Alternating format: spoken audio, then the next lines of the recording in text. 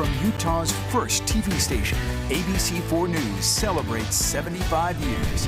Good evening. I'm Sarah Murphy. Thanks for joining us here for ABC4 News at 10. We begin tonight with an update regarding the disappearance of a 19-year-old who went missing near the Utah-Nevada border in May of last year. After 9 months of searching, the Box Elder County Sheriff's Office has charged a man for the murder of Dylan Rounds. ABC4's Annika Johns joins us live from the newsroom with the latest update from Rounds' mother. Annika? That's right, Sarah. 60-year-old James Brennan was formally charged last night for the disappearance of Dylan Rounds. When speaking to his mother, she told me that this is a lot of mixed emotions, but that there's a weight lifted off of their shoulders for being able to say, "I told you so." We have been fighting for Dylan for 9 months, and so we have the aggravated murder charge and the desecration of a body. 60-year-old James Brenner was formally charged by the Box Elder County Sheriff's Office for the disappearance of 19-year-old Dylan Rounds. We have been screaming from the beginning that we knew that Brenner murdered Dylan. Rounds had been living in an RV camper in Lucin while working on farming land when he disappeared last May. According to his parents, Brenner, who worked on the farm, was one of the last people Rounds contacted. According to the charging documents, deputies discovered a pair of boots belonging to Rounds. One boot had a blood stain on it with DNA that matched Rounds. The boot also contained Brenner's DNA. You know, the few interactions that I had with him, I didn't, my hair didn't raise on the back of my neck. I didn't get, he was just like everybody else out there. After Rounds' phone was located in Lucin Pond, a digital forensic download led to the discovery of a time-lapse video with a timestamp of the time of the disappearance. The video showed Brenner cleaning a gun with bloodstains on his arms and shirt. The shirt was obtained and analyzed by authorities. Rounds' DNA was on it. There's still a lot to come. There's still a lot that we have to go through.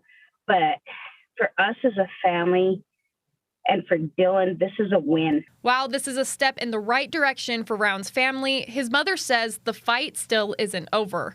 It's not an answer yet. We don't have Dylan's body back yet. We don't have a conviction. I am convinced we're going to get one, but it's just a relief to know that our fight was worth it. Right now, his mother says that their main priority is to just bring Dylan back home and that they now have the resources to do just that. We have elite teams across the country now that are willing to come out and spend their whole summer to find Dylan. So that is still our main goal, bring Dylan home. Rounds' mother continued stating that she hopes that a plea bargain is made and that Brenner reveals where Dylan's body is. However, if he doesn't, they're getting ready to head back out to Lucin to find their son for themselves. Reporting live from the newsroom, Annika Johns, ABC4 News. A man is dead after being hit by a front-runner train last night in Clearfield. Utah Transit Authority representatives say the train hit the man around 8 p.m. near 10th East and 22nd North. They say they're still investigating how and why he got hit. They haven't yet released his name. And a Union Pacific train derailed in Ogden on Thursday, spilling a chemical compound of magnesium chloride. Union Pacific workers say multiple train cars derailed at the Ogden rail yard. They say if you come into contact with the chemical the train spilled, it can be mildly irritating to the eyes and affect your breathing. The derailment right now continuing to be investigated. There have been no reported injuries from the incident. 2 people are in critical condition after a driver sped into an intersection and crashed while a trooper was trying to pull him over for speeding. The Utah Department of Public Safety says the crash happened around 1:30 p.m. yesterday on I-215 northbound. A car sped past a trooper driving at a high speed.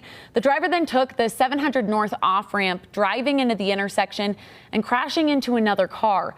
Both drivers were taken to a hospital in critical condition, and Salt Lake police say they're continuing to investigate the crash. And a man faces several charges after a break-in at a gas station convenience store in southern Utah led to an hour-long SWAT standoff last night. Officers were dispatched to a Chevron gas station in Cedar City near North Main Street just after 9 p.m. when the reported suspect, 50-year-old Clinton Marshall, refused to come out. He barricaded himself in the rear office of the store. Iron County SWAT was then eventually called out and they convinced Marshall to surrender. The store believes Marshall caused at least $5,000 worth in damages. Checking in with your pinpoint weather forecast meteorologist, Nate Larson. Now, Nate, it's March, it's meteorological spring, but right now the weather definitely still in winter, it seems like. That's the great thing about spring, right, Sarah, is you get snowstorms, but we've been feeling much more like winter these last several weeks, even days. I just saw the plows go through. This is US 89, so Main Street in Logan. They've had snow showers coming down. Some areas seeing some heavier snow showers or precipitation. Can't get the words out this evening. And so we've got slick roads as you head north across the valley locations. Here in Salt Lake, we've mainly just had the wind, still some milder temperatures. We even had some clearing, but clouds starting to fill back in. We've got a front that's approaching. It'll be here, I think, just after midnight. 42 is the temperature right now. 24-mile-per-hour gusts with sustained winds at 16 miles per hour, making it feel like 34. That's the wind chill. Again, most of the shower activity's been across Weber and Box Elder counties. Starting to see increasing rain and snow showers, as you can see, from Weber to Davis, even into Salt Lake County. And again, the heaviest snow from about Brigham City as you head north to Tremont and to the Idaho state line.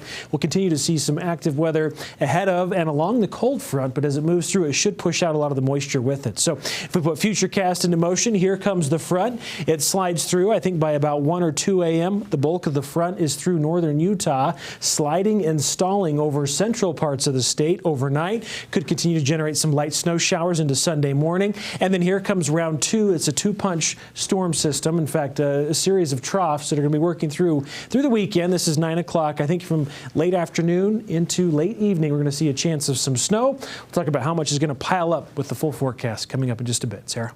All right. Thank you, Nate. Now, today, some Utah families are recognizing World Down Syndrome Day a few weeks early. Rod's Heroes, a Lehigh nonprofit, works to encourage families to adopt children with special needs. They say they put on a celebration event today to spread awareness and to inspire others to help. For some, like adopted mother Lisa Eicher, they spent their afternoon reflecting.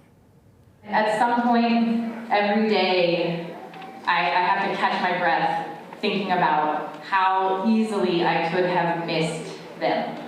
Like one tiny change, one flap of a butterfly wing, and I could have missed being their mom. Lisa has 4 children. 2 of them she adopted from Bulgaria. Now, they both have Down syndrome. World Down Syndrome Day is on March 21st. Over 50 people were at the event today, celebrating 2.5 weeks early. All right, folks, coming up, there's a live look. I think this is Cache Valley. Snow coming down. Winter weather advisory in place. How much are we expecting to see pile up? Details on that full forecast after the break.